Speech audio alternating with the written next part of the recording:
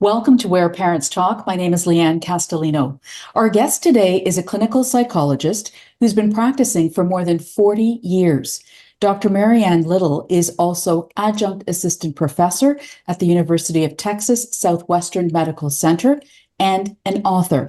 Her latest book is called Childhood Narcissism: Raising Unselfish, Unentitled, Empathetic Children. Dr. Little is also the mother of two grown children, and she joins us today from Dallas, Texas. Thank you so much for taking the time. Yes, it's my pleasure to be here. Certainly an eye-opening title and subject matter when you put the words childhood and narcissism together. What led you to wanting to write this book? It's a fascinating question, and I would tell you that I started because narcissism is generally thought to be an untreatable disorder.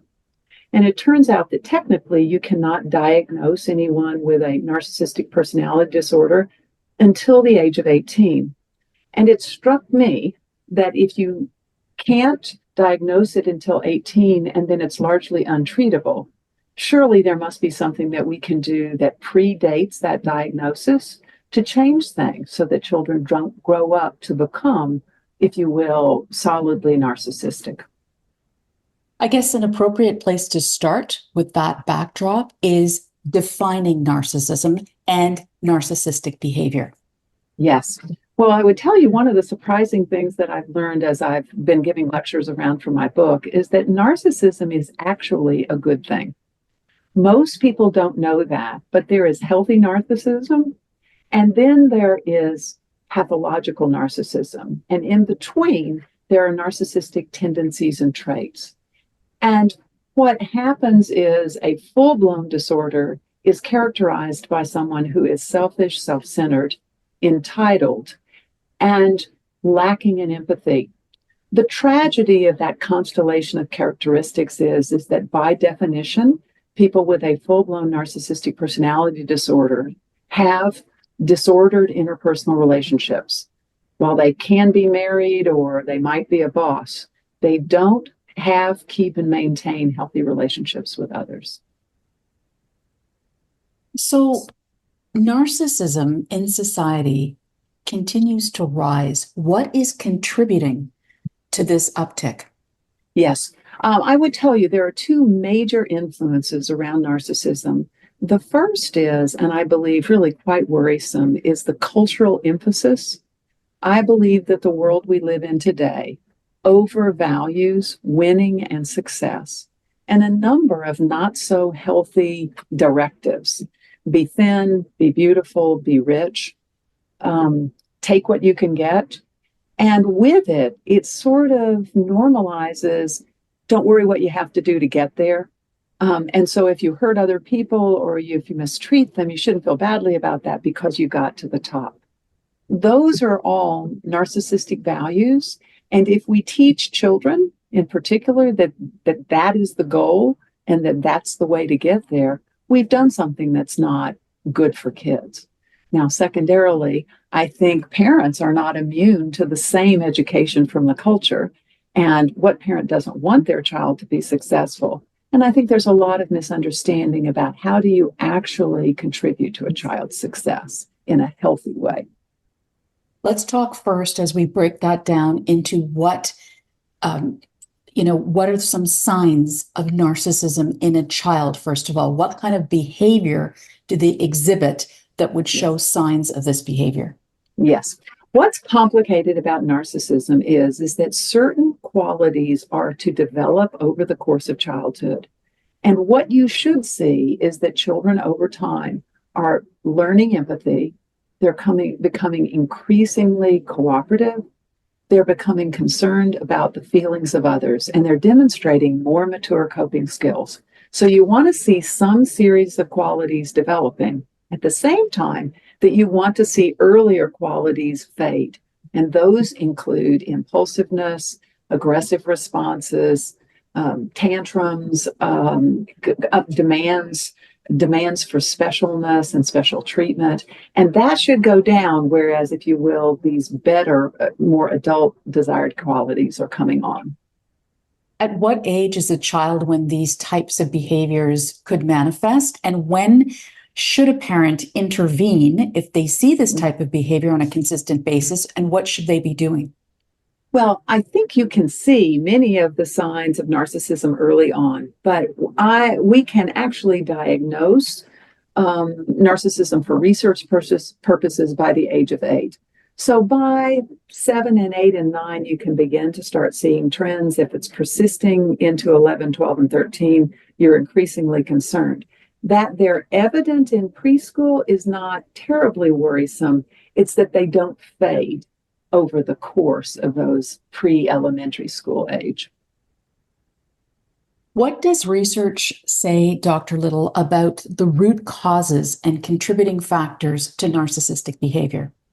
Well, we certainly don't know all of the things. There's some people that believes there may be a genetic component, but we do know and have documented the impact of specific parenting paradigms on the impact of narcissism.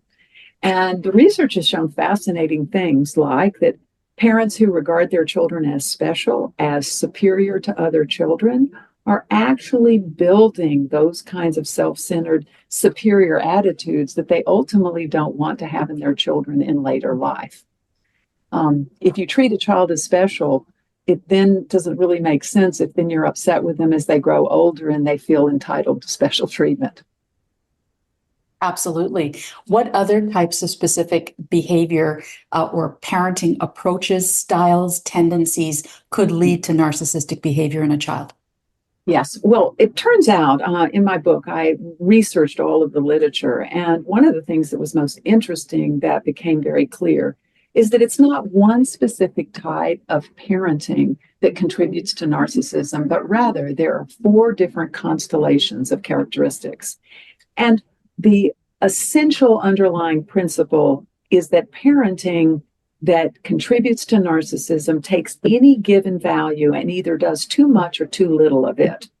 Now, typically, when we think about parenting, we say be warm because not being warm is good, or be attentive because not being attentive is not so good.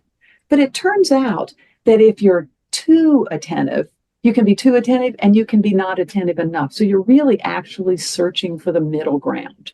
And I call that middle ground parenting or moderation parenting.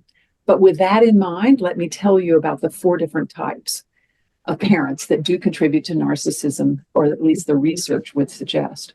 One is the hovering directive parent, and that's the one that sees the child as special and is very directive. There is the critical harsh parent that tends to think my child is not measuring up, but they're also putting in strict limits. There's the indulgent permissive parent that is treating the child as special but doesn't really require much of them. And there's the inattentive, disengaged parent that is really just sort of asleep at the switch and not particularly concerned. Now, ironically, if this can actually be put together in a matrix, so treating a child as too special is problematic, treating them as, if you will, not special enough is problematic. Being too limiting and too critical and directive is a problem, as is being not directive enough or setting limits at all. Parents listening to or watching this interview may find themselves in one of those 4 descriptions that you just offered. What can you say to them about how to actively address that behavior against the backdrop of potentially a narcissistic child? Yes.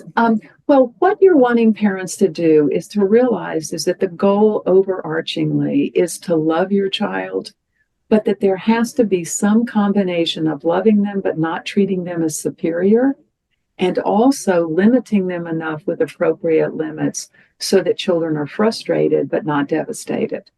It is that combination of affection and, if you will, demand or limit that has to come together in some sort of meaningful way. Otherwise, children are at risk for seeing themselves unrealistically and then really seeing themselves as superior, which is at the heart of narcissism. Dr. Little, can you take us through the research that you undertook to put together this book? Was there anything in there that even with your, more than 4 decades of experience really gave you pause? Yes, actually, my book, I did not conduct the research myself. What I did was a comprehensive review of the literature. And what surprised me was how many ways either theoreticians or researchers contemplated narcissism could be engendered in a child. And I was sort of like, well, this doesn't make any sense. You can treat the child as too special. There's data to suggest that. And then there's other theoreticians who said, oh, but you can treat them too harshly.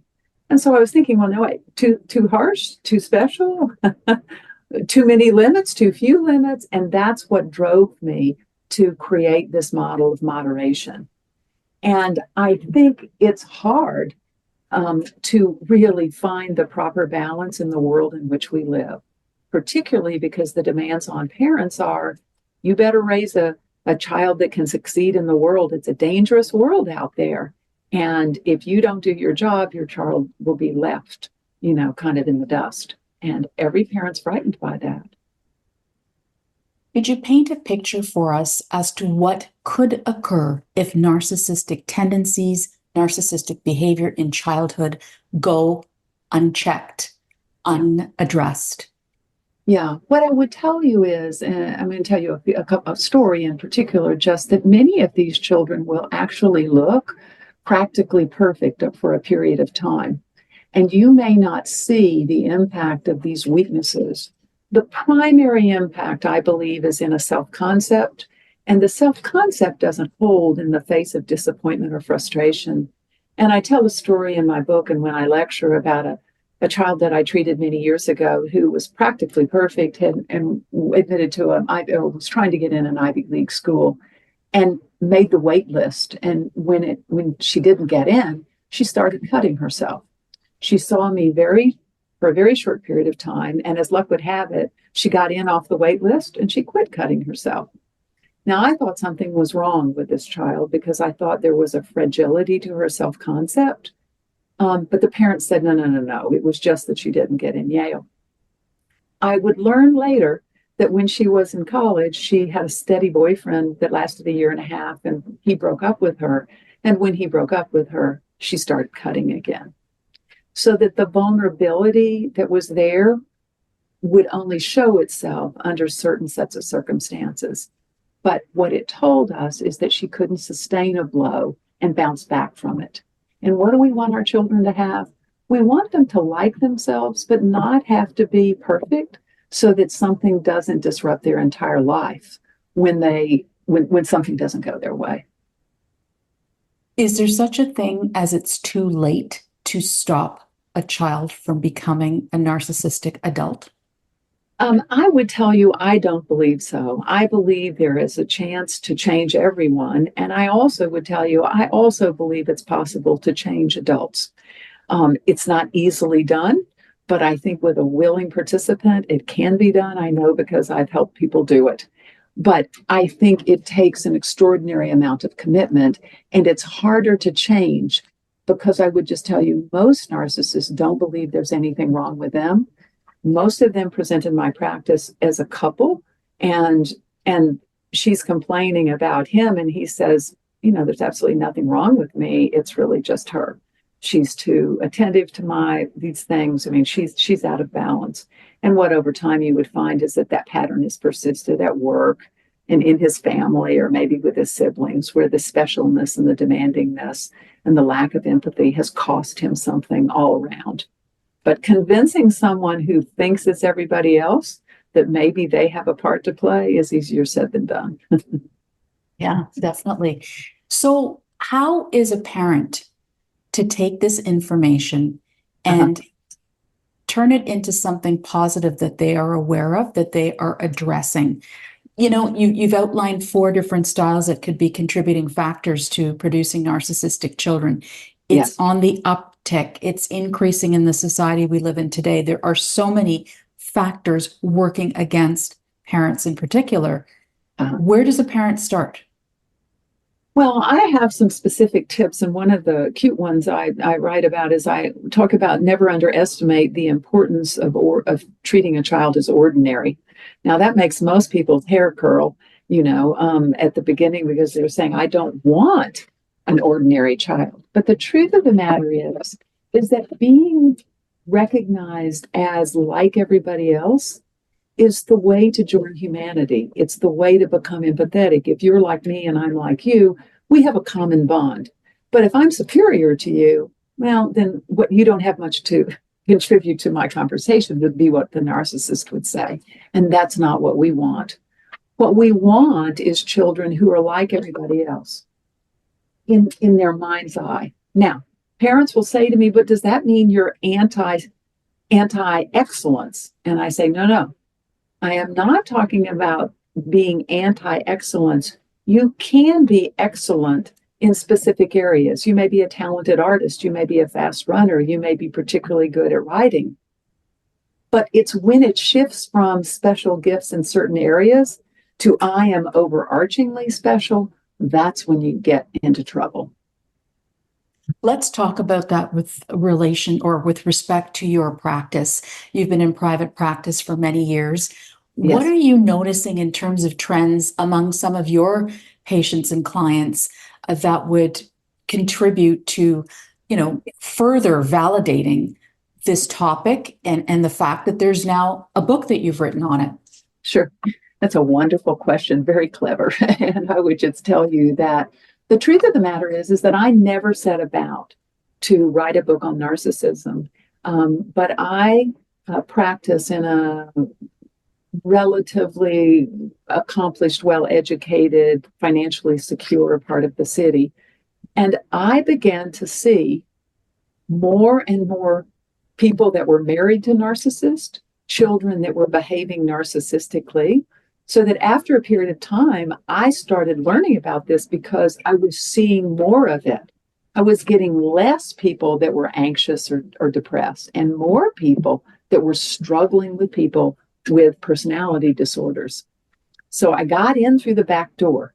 But I certainly would tell you that my years of practice have said that I was set on the right track, because I do believe that it's very much on the increase. Now, you mentioned personality disorders, and narcissistic personality disorder is a mental health condition that can affect an adult. What can you tell us about when it is typically diagnosed? Yes. So the personality disorders in narcissism in particular cannot be diagnosed until the age of 18. And so we can see those tendencies and traits earlier, but you don't get that diagnosis. Now, what I would tell you is, I think most often it doesn't present problems for several years thereafter. You have to go to work and then be unable to get along with your boss. You have to be married for a while until your wife says, I can't do this anymore. Or you as a parent begin to raise children that are proving to be the school bully, or proving to be sort of the difficult queen bee. I see it as early as I heard a story just a couple of weeks ago that was just talking about a little girl who was at school, and she had organized, I think these are second graders, and basically there was a bench, and that it was called the bench club, and she organized that only a handful of children could sit on that bench. Both she and, interestingly, her mother were surprised that that wasn't going to be well received by the school. The school was going to say, no, everybody can sit on the bench. It's so interesting when you talk about bullying and some of the other things that you mentioned, because the average person is not going to make all of those connections and understand how they all relate to each other. But when you say, let's say somebody doesn't really truly understand the characteristics of a narcissist, but they understand a bully. How would you explain that that is a potential end result, byproduct, if you will, of this behavior? Yes. Well, the number one thing that you see in bullying is that bullies typically want their way. And that is a classic sign of narcissism. Narcissists want to be right, consider this sounds right, consider other people to be wrong. Bullies, by definition, mistreat other people, which means they're unconcerned about the feelings of others. So you can see the lack in empathy.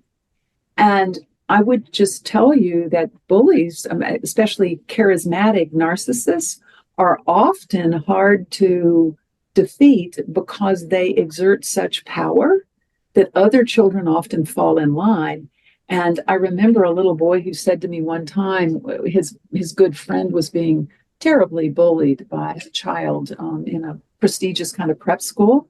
And the kid looked at me and I said, well, did you think about standing up for this child that's your friend? And he said, let's think about it. He said, what do you want, Doc? He said, do you want one dead dog or two? And he knew what would happen. The research has panned that out so that no individual can really stand up to a bully. New interventions that have to do with bullying have to do with getting the whole group to stand up so that we don't have just one or two dead dogs, that they're too powerful and the bully can't persist in the face of that. Dr. Little, it really does strike me that a lot of what you're talking about with respect to parents and this subject matter is really about self-awareness. Yes. And, not everybody has that self-awareness. And let's say, you're starting to see behaviors that you question in your child. At what point should a parent consider professional help, either for themselves or for their child?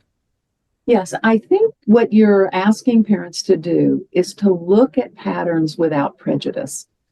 And if you begin to see a pattern where little Bobby is getting crossways with one kid in first grade and another kid in third grade, or that, he's angry about certain things not going his way, then I would recommend that you check it out with teachers, but in an unbiased way, not to come in and say, Bobby's really not a problem, is he? I think you want to go in and say, have you ever seen any patterns with him? How do you think he's doing getting along with other children? And that you're open to what they tell you. I think it takes a very mature person to be able to see flaws in their child because none of us want that. And I think you want to have that checked through people in the school, through perhaps counselors at summer camp, or even, just good friends. How did he play with your son over the weekend? There will be parents who watch and listen to this interview who will be from a traditional parenting generation, Yes. and others who will be what we call modern parents. Is there a happy medium, let's call it, in terms of, and you've kind of outlined earlier, what it takes to sort of avoid narcissistic parenting and certainly producing narcissistic children. But is one style or another or a blend of those two types of styles better? Well, I would tell you that I feel that in general, as parenting goes, you want to hit that middle ground because I think you don't want to be our research shows this, you don't want to be too authoritarian and you don't want to be too lax. There's been a huge amount of research that's been reinforced and replicated many, many times over. And I think what I would tell you is in the same way that there's gentle, you can be too gentle in the same way that you can be too harsh. And I think it is that combination of love with limits in a kind of thoughtful, predictable way. And I think it's more important that you get that balance right than that you own or consider yourself a part of one particular type, of parenting. When you talk about setting limits and self-regulation, that is traced back to so many different other, let's call it issues or challenges around parenting. What would you say to a parent who, let's say, has been lax in that category, isn't as on top of it as they should be for whatever reason? Maybe they were raised in a very authoritarian environment and now they're doing the exact opposite for their own child. How can you articulate the importance of setting limits specifically as it relates to what we're talking about here in childhood narcissism? Yes, most people don't really understand that setting limits is actually, if you will, encourages psychological development. Children, as they start out, have to believe that they can rule the world. That's what healthy narcissism is about. I can do this, I can do that.